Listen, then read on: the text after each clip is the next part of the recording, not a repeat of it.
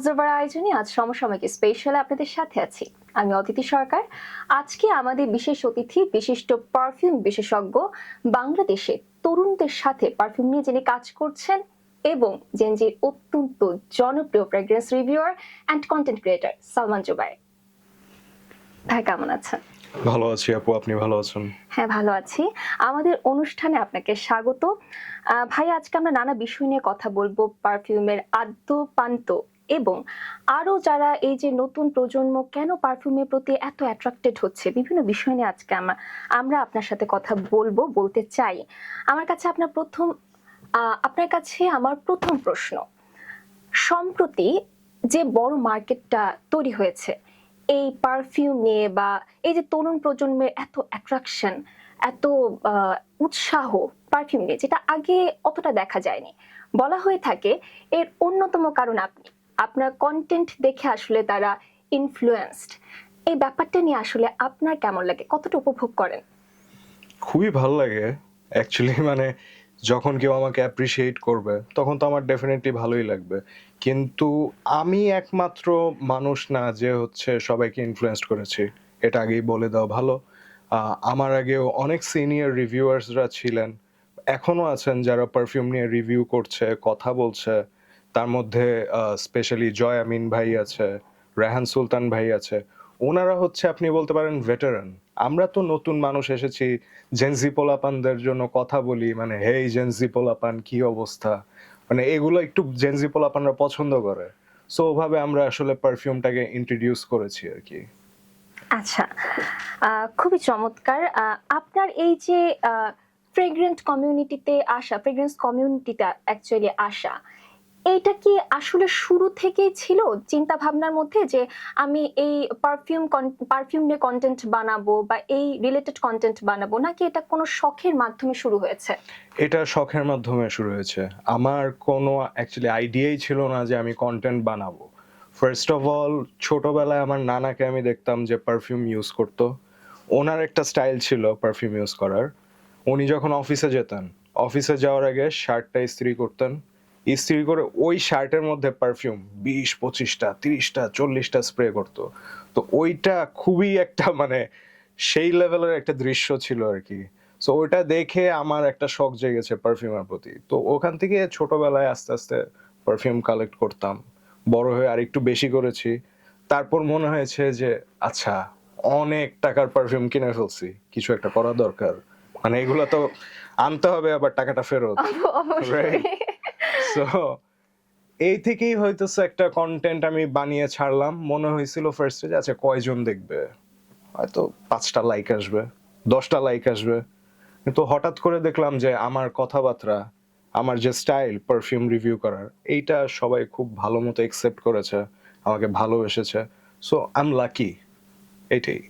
একটা সময় ছিল যে আমাদের দাদাদের আমলে বা তারও আগের আমলে আমরা আতর ব্যবহারের একটা প্রচলন ছিল, যে কিছু হলেই চাচা মামারা এরকম গায়ে আতর দিয়ে বেরিয়ে যেতেন।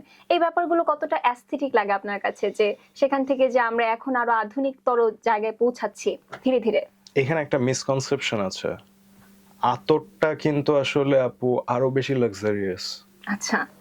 কথার কথা হচ্ছে একটা ভালো কোয়ালিটির আতর আপনার 2 গ্রাম, যে সাইজগুলো 2 গ্রামের প্রাইস আপনার 30 থেকে 2 লাখ 3 লাখ 5 লাখ টাকারও আছে। সো ভালো কোয়ালিটির আতর যেগুলো, আমি বলবো সবাইকে ইউজ করতে। এগুলো মডার্ন জি। অ্যান্ড একটু হয়তো চ্যালেঞ্জিং ফার্স্টে লাগবে, বাট আপনি যখন অভ্যস্ত হয়ে যাবেন তখন আতরের এই মজাটা সবাই বুঝে যাবে। পারফিউম ব্যবহার নিয়ে দর্শকদের উদ্দেশ্যে যদি কিছু টিপস চাই ভাই আপনার কাছ থেকে, যে আমরা অনেকে আসলে বুঝতে পারি না যে কোন সিজনে বা কোন ওকেশনে আসলে আমরা কি ধরনের পারফিউম ইউজ করব, এটা নিয়ে যদি কিছু একটু বলতেন। আমি আপনাকে একটা কোয়েশ্চেন করি তাহলে। ধরেন আজকে অনেক গরম পড়েছে, রাইট? জি।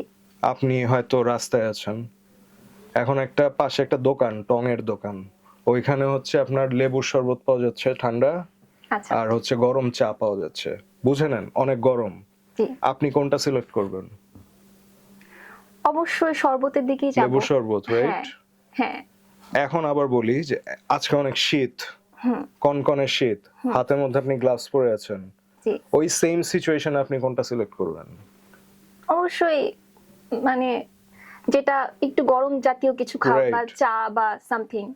এখন গরমকাল, হুম। তো এই সময় এই সিজনে যেগুলো হচ্ছে আপনার একটু হেভি সিট্রাস বেস, মানে হচ্ছে বাঙালি যেটা বোঝায় লেবু জাতীয়, ফ্রেশ আফটার শেভ টাইপের, বা ধরেন আমরা শাওয়ার নিলাম, শাওয়ার নেওয়ার পরে যে আমাদের গা থেকে যে একটা সাবানের গন্ধ আসে ফ্রেশ, এই টাইপের পারফিউম গরমকালে সুইটেবল।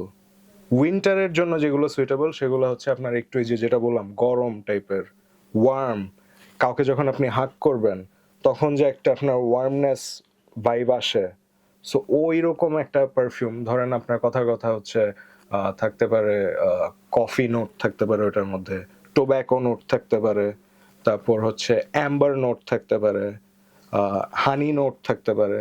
সো এইগুলো হচ্ছে শীতকালের। আর যদি জেনজি পোলাপানরা ডেট করতে যায় তখন হচ্ছে এই যে গরম জিনিস বেশি ভালো লাগে, ঠিক আছে? আচ্ছা, চমৎকার, খুব সুন্দর করে বুঝিয়ে দিলেন।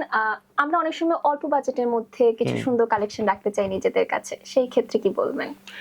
আচ্ছা, এখন মার্কেটে মিডল ইস্টার্ন অনেক পারফিউম আছে যেগুলোর প্রাইস রেঞ্জ আপনার 1500 থেকে 3000 টাকার মধ্যে পাওয়া যাচ্ছে। সেগুলো জেনজি পোলাপানরা দেখতে পারে, ওগুলো নিয়ে আমি অনেক ভিডিও করেছি যে 1500 টাকার পারফিউম, 2000 টাকার পারফিউম, 3000 টাকার পারফিউম। সো তার মধ্যে হচ্ছে স্পেশালি রেইহান, লাতাফা, তারপর হচ্ছে আপনার মেইসন মিলান, এই টাইপের যে ব্র্যান্ডগুলা, এগুলো হচ্ছে জেনজি পোলাপানদের বেশি অ্যাট্রাক্ট করছে, বিকজ এরা যেটা করে সেটা হচ্ছে যে 2000 বা 3000 টাকার মধ্যে আপনাকে একটা 30-40 হাজার টাকার পারফিউমের ভাইব দিচ্ছে। আচ্ছা, যেগুলোর দাম 30-40 হাজার টাকা, সেগুলোর ভাইবটা আপনারা কিন্তু 1500 থেকে 2000 টাকার মধ্যে পাচ্ছেন। কিন্তু একটা জিনিস বলে রাখা ভালো, original is original, dupe is dupe. মানে হ্যাঁ, ভাইবটা আপনারা পাবেন, বাট যে কোয়ালিটির ব্যাপারটা, যে ডেপথটা, ওইটা কিন্তু আপনি ওই কম দামি রিজনেবল পাওয়া প্রাইসের যাবে না। পারফিউম থেকে পাবেন না। হ্যাঁ, অনেক সময় আমরা দেখা যায় যে অফিসিয়াল যে হুম। ড্রেস আপ থাকে সেই ক্ষেত্রে সেই জায়গাগুলোতে আসলে কি ধরনের পারফিউম ইউজ করা যাবে, অ্যান্ড অনেক ক্ষেত্রে ইয়াং জেনারেশনরা প্রথম ডেটে যাওয়ার সময় কি ধরনের পারফিউম আসলে ইউজ করতে পারে? ফার্স্ট অফ অল ইয়াং জেনারেশনকে বলবো যে খালি পারফিউম ইউজ করলেই হবে না, তাকে ঠিক মতো গোসল করতে হবে, রাইট, হাইজিন মেনটেন করতে হবে, তারপর হচ্ছে সে ডেটে যাবে। আর ডেটে যাওয়ার জন্য তো মেয়েও তো পাইতে হবে, রাইট? অবশ্যই। সো মেয়ে পাওয়ার জন্য তো তার মধ্যে কিছু গুণাগুণ থাকতে হবে। জি। সো মানে জাস্ট খালি আপনি ফেসবুকে গিয়ে বলবেন হাই হাই হাই, আর ওইখান থেকে কোনো রিপ্লাই আসবে না, তারপর আবার রিপ্লাই না আসা সত্ত্বেও বলবে আই লাভ ইউ। সো এইগুলা ক্যারেক্টারিস্টিক্স বাদ দিতে হবে।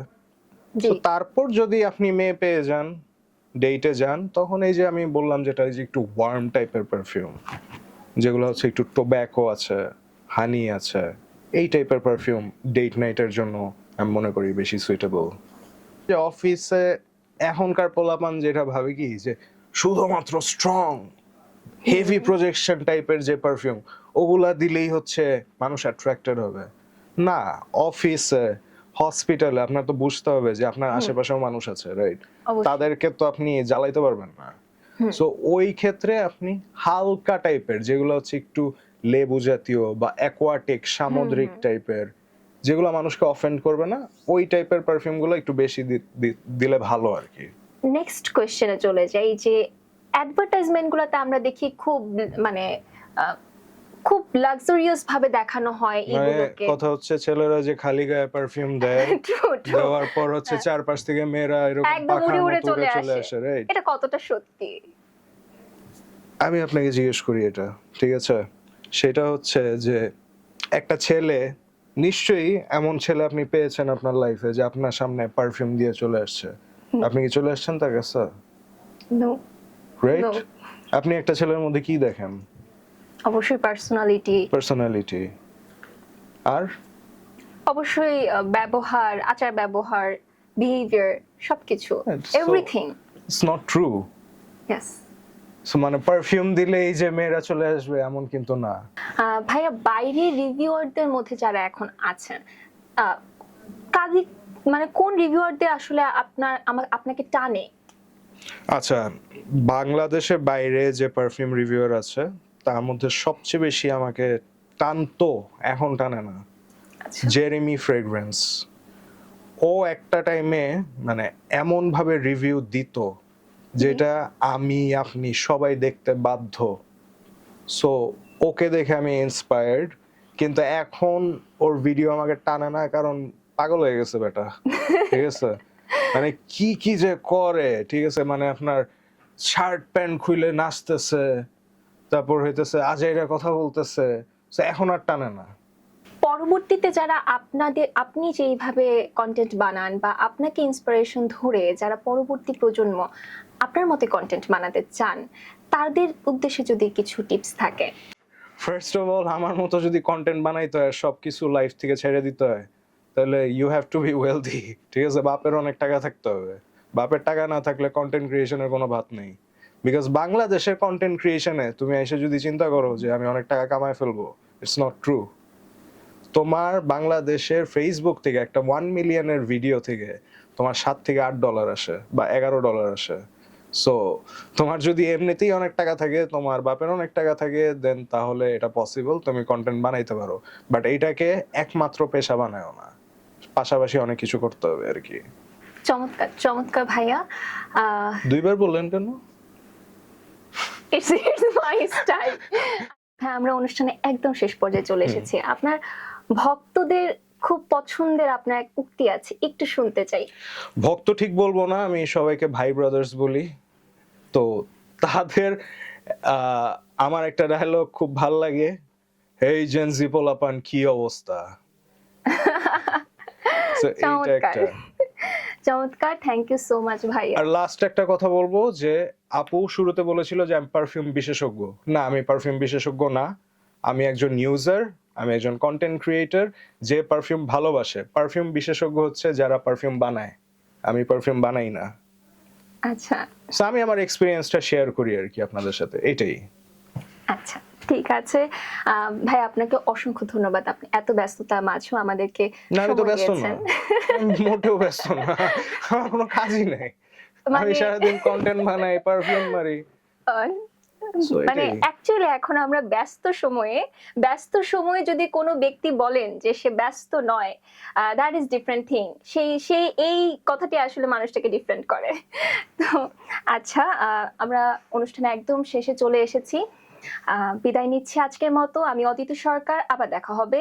সে পর্যন্ত ভালো থাকুন, সুস্থ থাকুন, ডেইলি অবজারভারের সাথেই থাকুন।